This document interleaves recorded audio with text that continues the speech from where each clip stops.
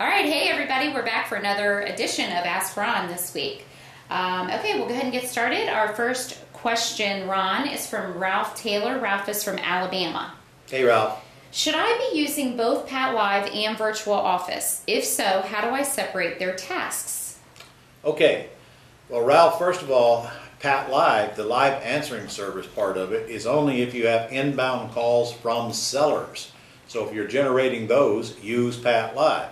Because you do not want to miss any of those calls, and you do not want these sellers calling you when you are at least prepared to take the call. Use PATLive. They charge 80 bucks a month and about $1 a minute to take that call, and all you need on there is the seller's name, do they have a house for sale, the phone number, of course, and the address. That's all PATLive needs to collect. And then you call them back and fill in the property information sheet, or better yet, your virtual assistant does. So again, PATLive is only for taking inbound calls. Now, PATLive also has voicemail boxes that we use for buyers. Buyers call voicemail boxes. Voicemail directs them to the house. Voicemail answers a lot of their questions that they keep asking over and over again about each house, and then directs them to it. So and then we follow up after that, and we get the information, we follow up, or sometimes they call us back. So again, PATLive is for live calls coming in from sellers and voicemail boxes from buyers. That's all. I don't know what you would use Virtual Office for. You didn't tell me in your question, so I can't go any deeper into that. Okay. All right. Next up is from Dave DeWert from Indiana. Hey, Dave. Dave's question: if I have an option and a lease on a home, does the cash flow from the lease also go into the IRA, or just the profit when the option is exercised? Wow, Dave, I'm making up stuff here for you because that's kind of a vague question. First of all, let's assume that you lease optioned the property in your IRA. Your IRA lease optioned it, or better yet, a LLC wholly owned by your IRA lease optioned the property, which is the way I would do it. If that's the case, then all the money coming from that property must go in your IRA, including the rent, and your payment, your lease payment should be made out of your IRA. Don't do it any other way. Last thing you want to do is mix your money with your IRA's money. And there can't be just a little bit. There's no such thing as being a little bit pregnant, Dave. If you do any mixing of commingling of funds, you're violating the IRS rules, and it can come back and bite you in the fanny, man. That's self-dealing, and the penalties are ugly. So if it starts out as an IRA property, everything that has to do with it must go through your IRA and not go through your account. And you shouldn't even be managing the LLC that your IRA owns. Frankly, you should get somebody else to do that for you, so you have a clear distinction that there's no self-dealing there. I hope that answered your question. If it didn't, resubmit it and give me a little bit more clarity. Okay. All right, next question is from Lamar Molina, and Lamar says, so what's next, Big Ron?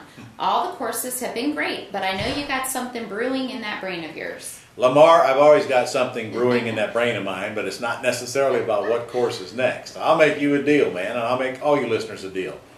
You get to Debbie what you would like to see a course made on, and if I like what I see, I may consider it. But you got to tell me what you're weak on. Tell me what you want me to work on, and I'll be happy to do it. I mean, I got nothing better to do, running several businesses and opening a restaurant, sucking up my life. I mean, it's not a big deal for me. But still, I like creating these things that I know will help you benefit from them.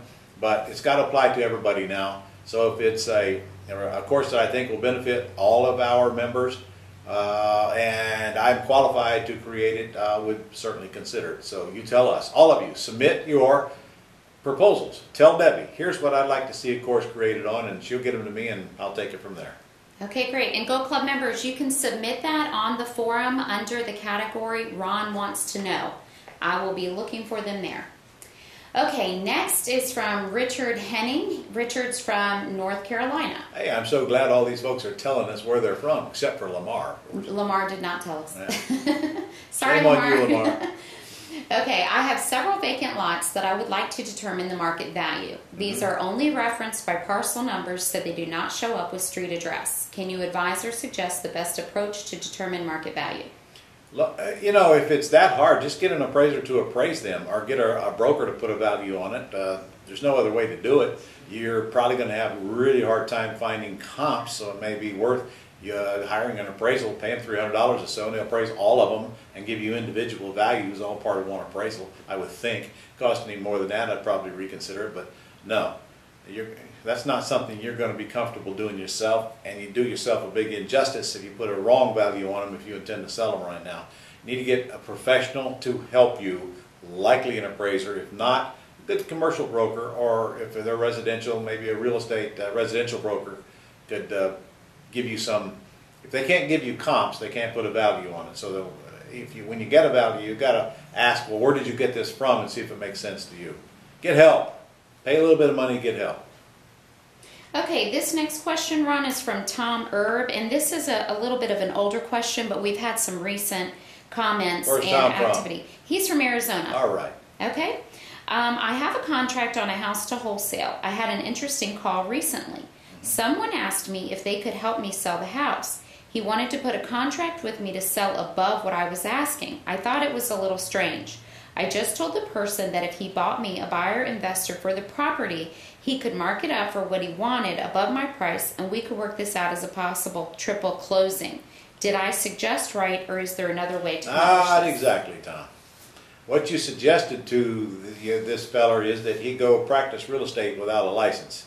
He can't bring you a buyer unless he's got a contract to buy it from you, technically. Now, a lot of them do it that way, I can tell you that. But what I would have done is I would say, okay, I'll give you a contract to buy it, but I want an escape clause in there where the contract is no good if I find another buyer while you're in escrow. And then I'd give him a very short period as well. That would be the proper way to do it, and doubt anything would ever come of it, but that would be the right way to do it. Now, the way you did it, I doubt anybody cares, so if he brings you a buyer, fine, but still, if he brings you a buyer, well, you can go ahead and have a contract with that buyer, and you can pay your friend on the side, but technically he's acting as a realtor without a license. Okay, all right, our last question today is from Peter Van Hull, and Hey, he's from Minneapolis. All right. Okay, his question's a little lengthy, so bear with me. Ron, I am currently enrolled in the ACTS program. You have suggested that this program is an ideal way to find a place for yourself if you are credit challenged and can't qualify for a loan. You bet. I'm all of the above.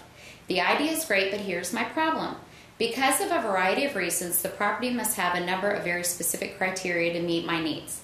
These would include bed, baths, finished square feet, location, acreage, condition, and above all, an outbuilding that would accommodate storage hobbies and my brother's business.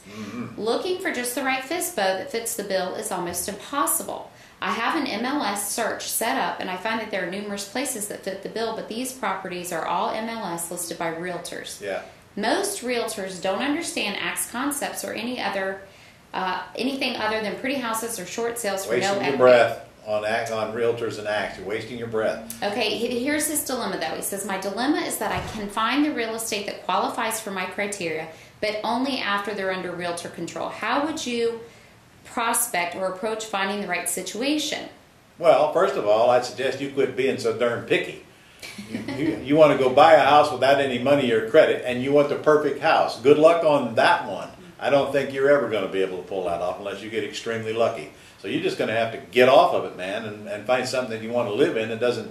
You can always build a workshop. You can drag something to the backyard, put a workshop back there. That ain't the big deal.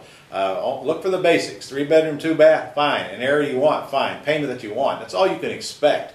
I would suggest you target the area where you want to live with calling all of those ads and possibly even sending out some yellow letters there and picking out the best thing that you can get that will lease option to you or sell to you with owner finance and deal with that and make it what you want. Trying to get one out of the MLS, as you found out, is a waste of your energy. Unless they are over leveraged and the realtor will back off and take a little or something to go away.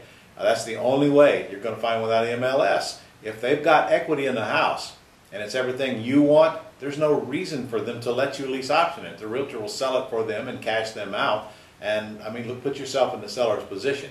The seller has got to have a problem for you to even lease option the property from them. And usually that's because they want debt relief and there's little or no equity in it. So put out the word, find out everything is available, go do some deals while you're looking for your own house. In the meantime, you may have to take something that's substandard to you to buy yourself time. Remember, if you lease option a house and move in it, you can always 6, 8, 9, 10, 12 months later find something you like better and move out and lease option the one that you're in and collect $5,000, $10,000 from it. So quit being so picky, man. Ron, he had some thoughts about approaching if he found a property through a realtor. Yes. He wanted to know what your thoughts were as far as approaching, if he could approach the owner directly through a yellow letter. No, absolutely not. Okay. The last thing you want to do is go around and circumvent a realtor. If you really want a crap storm, you just go do that. You got to remember something. They have that property listed. That is a legal binding contract. If you go around that, you're going to get sued for tortious interference of a contract, and you're going to lose.